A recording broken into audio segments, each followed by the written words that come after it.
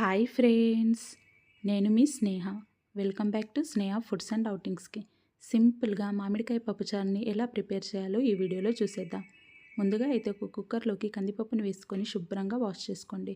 అందులోని మామిడికాయ ముక్కలు, ఆనియన్స్, పచ్చిమిర్చి, కారం, పసుపు, వాటర్ని వేసుకొని 4 to 5 విజిల్స్ వచ్చే వరకు పప్పుని ఉడికించుకోవాలి. ఇలా పప్పు ఉడికిన తర్వాత పప్పుని బాగా రుబ్బుకోండి. ఇప్పుడు ఇందులోకి రుచికి సరిపోయే సాల్ట్ని వేసుకొని మరొకసారి బాగా కలుపుకొని వాటర్ని యాడ్ చేసుకొని పక్కన పెట్టేసుకోండి.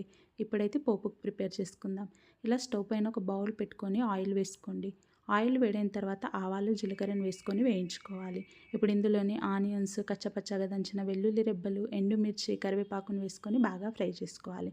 ఇప్పుడు ఇందులోకి చిటికెడు ఇంగువని వేసుకొని బాగా మిక్స్ చేసుకోండి. ముందుగా ఉడికించుకున్న పప్పుని ఇందులోకి వేసుకొని ఒక 5 నిమిషాల పాటు ఉడికిన తర్వాత వాటర్ని యాడ్ చేసుకోండి. ఇలా వాటర్ని వేసుకున్న తర్వాత సన్నగా కట్ చేసుకున్న కొత్తిమీరని వేసుకొని ఒక 2 పొంగులు వచ్చేంత వరకు